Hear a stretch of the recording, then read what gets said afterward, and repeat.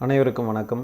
இந்த வீடியோவில் பயிற்சி 10.8ல் கொடுத்துருக்கிற இந்த மூன்றாவது கணக்குக்கான விடை எப்படி கண்டுபிடிக்கிறது அப்படின்றத பார்க்கலாம். இந்த கணக்கில் என்ன கொடுத்துருக்காங்க அப்படின்னு பார்த்தீங்கன்னா, ஃபஸ்ட்டு ஒரு மின் இயக்கு விசையின் சமன்பாடு கொடுத்துருக்கு. மின் இயக்கு விசையின் சமன்பாடு ஈக்கான சமன்பாடு கொடுத்துட்டு அதில் மின்சாரம் ஐக்கான ஒரு சமன்பாட்டை கேட்குறாங்க. பார்த்திங்கன்னா இ என்பது எலக்ட்ரோமோட்டிவ் ஃபோர்ஸ் அப்படின்றதுக்கான ஈக்குவேஷன் கொடுத்துருக்காங்க. கண்டுபிடிக்க வேண்டியது என்ன அப்படின்னா, கரண்ட் ஐக்கான ஒரு ஈக்குவேஷனை கண்டுபிடிக்கணும். அப்போ இந்த ஈக்குவேஷன் இ ஈக்குவல்ட்டு அப்படின்ட்டு கொடுத்துருக்கிற இந்த ஈக்குவேஷனில் ஃபஸ்ட்டு தேர்ட் டேர்ம் எடுத்து ஃபஸ்ட்டு எழுதிக்கலாம். எல் இன்ட்டு டிஐ/டிடி எடுத்து ஃபஸ்ட்டு எழுதுகிறேன். ரெண்டாவது என்ன பண்ணலாம் அப்படின்னா, இந்த செகண்ட் டேர்ம் எடுத்து எழுதிக்கலாம். ப்ளஸ் ஆர்ஐ அப்படின்றத எடுத்து இந்த பக்கம் ப்ளஸ் ஆர்ஐ போட்டு ஈக்குவல்ட்டு பக்கத்தில் ஆர்ஹெச்எஸில் ரைட் ஹேண்ட் சைடில் இந்த இ எடுத்துகிட்டு வந்து இங்கே மாற்றி எழுதிக்கலாம். சமன்பாட்டை மாற்றி எழுதுகிறோம், வேறு ஒன்றும் கிடையாது. ஆர்ஹெச்எஸில் இருக்கிறத எல்ஹெச்எஸ்லேயும் எல்ஹெச்எஸில் இருக்கிறத ஆர்ஹெச்எஸ்லேயும் மாற்றி இந்த சமன்பாட்டை இது போல் மாற்றிக்கிறோம். மாற்றிட்டு பார்த்திங்கன்னா என்ன பண்ணலாம் அப்படின்னு பார்த்திங்கன்னா, இந்த சமன்பாட்டில் முன்னாடி ஃபஸ்ட் டேர்மில் எல் அப்படின்றது மல்டிப்புளில் இருக்குது. இந்த மல்டிப்புளில் இருக்கிற எல்லை எல்லா இடத்துலையும் பார்த்திங்கன்னா 3 டேர்ம் இருக்கா, 3 டேர்ம்லேயும் எல்லால் டிவைட் பண்ணலாம். டிவைட் பண்ணி சிம்பிளிஃபை பண்ணி வச்சுக்கலாம். அப்போ சிம்பிளாக என்ன பண்ணலாம் அப்படின்னா, இந்த எல்லை எடுத்து செகண்ட் அண்டு தேர்ட் டேர்மில் டிவைட் பண்ணால் போதும்.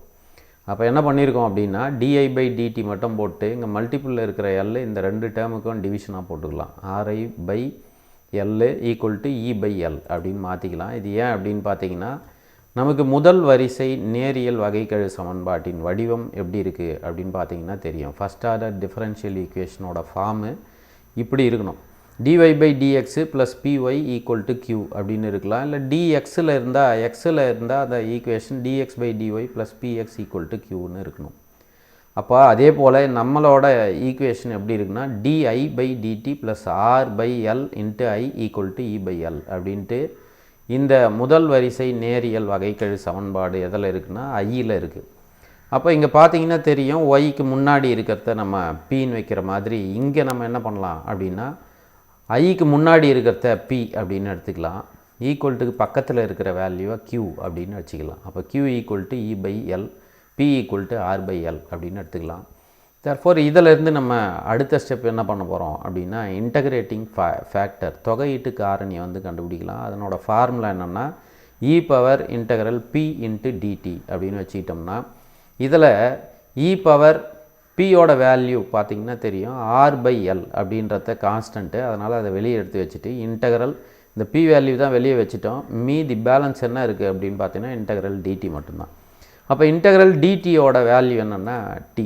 டிடிக்கு வேல்யூ இன்டகிரேஷன் பண்ணோம்னா டி வரும். தர்ஃபோர் இதனோட வேல்யூ என்ன வரும்னா, ஐஎஃபோட வேல்யூ e∫r/L, இதுக்கான டி தான் இங்கே போட்டிருக்கோம், RT/L அப்படின்றது தான் இங்கே இன்டகிரேட்டிங் ஃபேக்டர். இப்போ இன்டகிரேட்டிங் ஃபேக்டர் கண்டுபிடிச்ச பிறகு இதனோட சொல்யூஷன், இந்த ஈக்குவேஷனுக்கான தீர்வு என்னென்னா இதான் தீர்வு. இந்த formula I × integrating factor = Q × integrating factor dt + c அப்படின்னு எழுதிக்கலாம். இதில் இந்த இன்டகிரேட்டிங் ஃபேக்டரோட வேல்யூ இங்கே என்ன கண்டுபிடிச்சிருக்குன்னு பார்த்தீங்கன்னா தெரியும். இன்டகிரேட்டிங் ஃபேக்டரோட வேல்யூ e∫RT/L அப்படின்றதுனால இந்த வேல்யூ தான் எடுத்துகிட்டு போயிட்டு இந்த 2 இடத்துல சப்ஸ்டியூட் பண்ணுறோம். சப்ஸ்டியூட் பண்ணி முடிச்சுட்டு அதே போல் க்யூவோட வேல்யூ, இந்த க்யூவோட வேல்யூ எங்கே இருக்குது, க்யூவுக்கு வந்து E/L. அதனால் இந்த க்யூவோட வேல்யூ E/L அப்படின்னு போட்டுக்கலாம். இதை E/L முற்றிலும் வந்து கான்ஸ்டன்ட்டு மாறிலி மதிப்பு அப்படின்றதுனால அதை வெளியே எடுத்து எழுதிக்கலாம். நம்ம இப்போ E/L வெளியே எடுத்துட்டு இந்த இன்டகரல் e∫RT/Lோட இன்டகிரேஷன் வேல்யூ என்னென்னா, e∫ எனிதிங் எது இருந்தாலும் சரி e∫ இருக்குதுன்னா e∫ அப்படியே எழுதி மேலே இந்த டீயோட கோஎஃபிஷியன்ட் எடுத்து டிவிஷனில் போட்டுக்கலாம். அப்போ r/L டிவிஷனில் போட்டிங்கன்னா இதுதான் இதனோட இன்டகிரேட்டிங் வேல்யூ.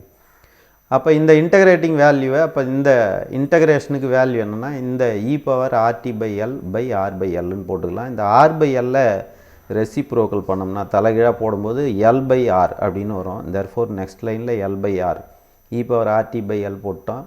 இந்த எல்லும் நம்ம கேன்சல் பண்ணிடலாம். கேன்சல் பண்ணிட்டு பேலன்ஸ் ஈக்குவேஷன் என்ன வரும்னா, E/r e∫RT/L + c அப்படின்னு வரும்.